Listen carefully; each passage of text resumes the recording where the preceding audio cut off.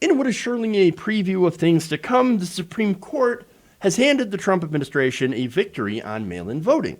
This comes a week before the election that will be decided a lot by mail-in voting. So now the decision by the highest court in the land effectively bars the crucial battleground state of Wisconsin from extending its election day deadline for the arrival of absentee ballots amid the pandemic. And, of course, Justice Kavanaugh, who made this concurring opinion, basically echoes falsehoods spread by President Donald Trump. So now, Jay Johnson from Common Dreams writes that the 5-3 decision among ideological lines, with the court's 5 conservatives in the majority, blocked a request by the Wisconsin Democratic Party and voting rights groups to revive a federal judge's ruling from last month that would have allowed mail-in ballots to be counted if postmarked by Election Day and received by November 9th, a 6-day extension of the current deadline of November 3rd at 8 p.m. Now, obviously, that extension would be pretty helpful because we're not only expecting a flood of mail-in ballots, but you've got so many mail-in ballots now that are expected as a result of the pandemic that the United States Postal Service has repeatedly warned that these ballots will likely be late. A good majority of them shall be late. That's a bit of a problem, especially now in Wisconsin, which those late ballots will not be counted anymore. That's a disaster. Now, Wisconsin Republicans appealed the order to allow those ballots to be late by a 6-day grace period, and the U.S. Court of Appeals for the 7th Circuit blocked the ruling earlier this month. But Republicans, in a show of what's to come, took this to the Supreme Court, which again has a conservative supermajority now. That is the 6-3 conservative supermajority. And well, here's the result. We shouldn't be at all surprised. Here's what Kavanaugh wrote. For important reasons, most states, including Wisconsin, require absentee ballots to be received by Election Day, not just mailed by Election Day.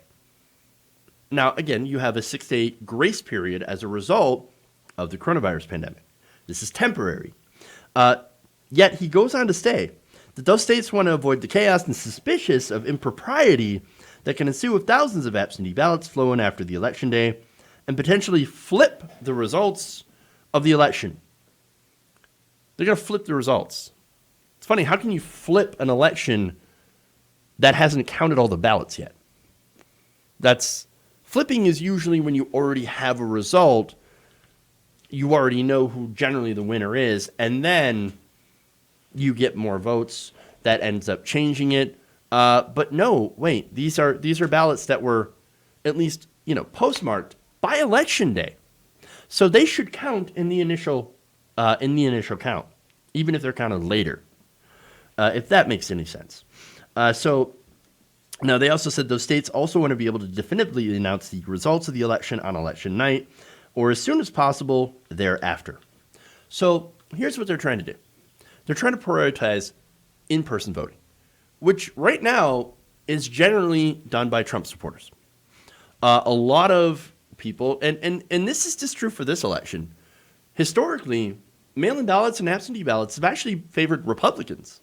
But in this case, with coronavirus, with a lot of Democrats choosing not to go in person and use the USPS or to drop off their ballots to absentee ballots, et cetera, you have actually a lot of Democrats that are now using this. And so Donald Trump says absolutely not in favor of this, as well as conservatives. And it's really sad to see a Supreme Court justice using the arguments that Trump has been using, mainly, of course, about voter fraud. And so that's the thing. They say that they're basically saying through this that, it's going to create suspicions of impropriety, a.k.a. voter fraud. Here's a justice saying, if these mail-in ballots are late, it must be voter fraud, and therefore, if it's voter fraud, it cannot be counted. That is deeply concerning. Now, according to experts who listen to this, and this is Mark Joseph Stearns, a court reporter writing for Slate, argued that it is, quote, genuinely alarming that the justice cast these aspersions on late arriving ballots, noting that at least 18 states and the District of Columbia count ballots that arrive after Election Day. And in these states, by the way, they say that there is no result to flip because there's no result to overturn until all valid ballots are counted. And by the way, these are all, if they're postmarked by the election day and happen to be late as a result of slowdowns, that still should be a valid ballot. But now they want to invalidate these ballots. Furthermore, and this is what's really concerning, the same team that helped George W. Bush back in the 2000 election, this is the legal team, included Judge Amy Coney Barrett, Brett Kavanaugh, and John Roberts. They all argued that during that contested election, which went to George W. Bush, that ballots arriving late and without postmarks, which were thought to benefit George W. Bush, must be counted. So earlier they said when it benefited their side, well, obviously all the ballots must count, all of them. And yet now, Justice Kavanaugh, sitting on the Supreme Court in an election where mail-in ballots are thought to actually benefit Democrats in this election, now he's saying, well, I mean, impropriety. We have to avoid the appearance of impropriety by making sure that these ballots don't count if they arrive late.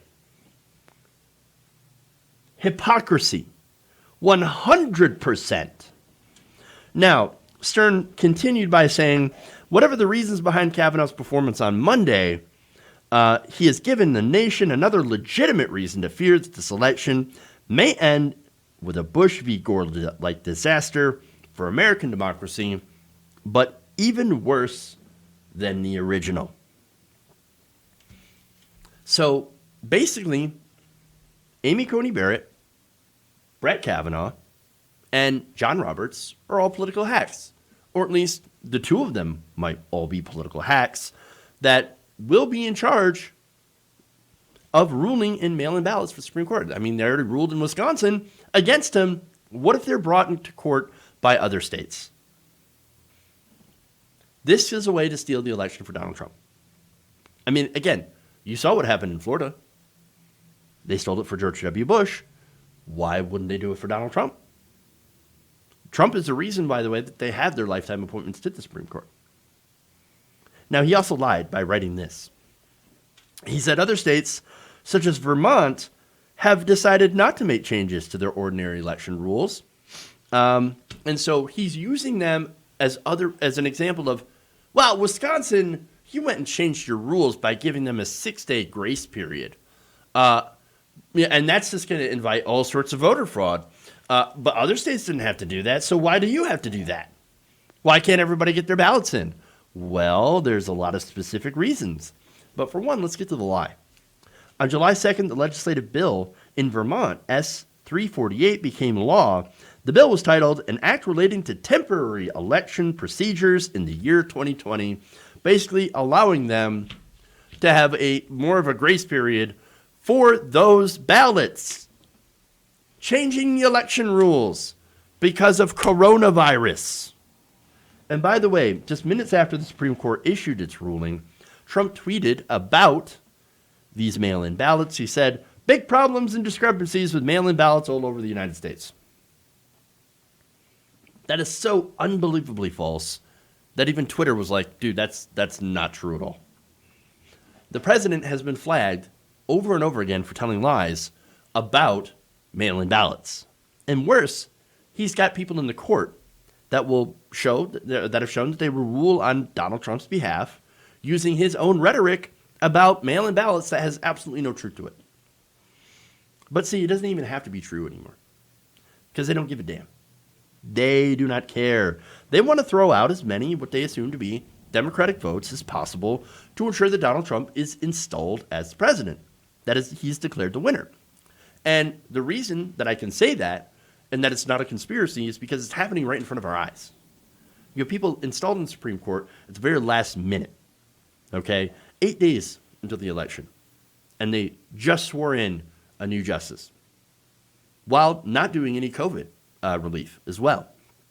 They rushed that through, and they admitted that if we had done COVID relief, we wouldn't have got our nominee in as fast. Wonder if that has anything to do with the election.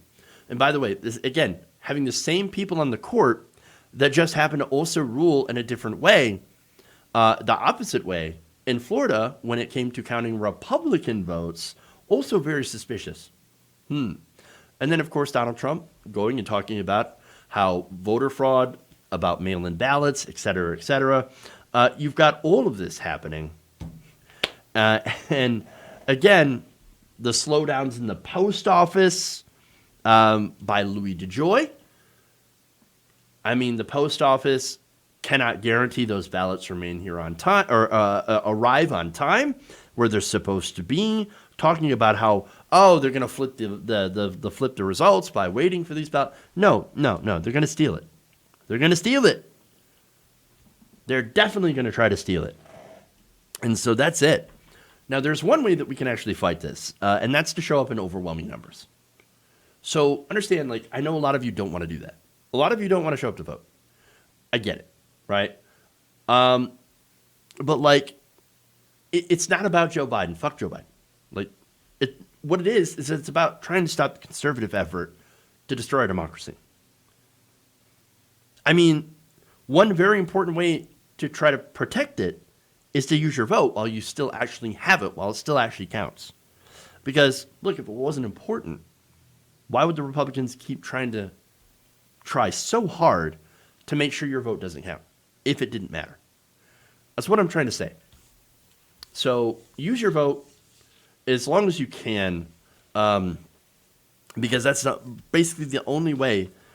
It's got to be a landslide. It's got to be an overwhelming result to defeat these attempts to destroy democracy. If you enjoyed this video, please give us a like and share with your friends. You can subscribe and help out the channel by becoming a patron. It's patreon.com/Jeff Waldorf, or you can become a channel member as well by hitting the join button below.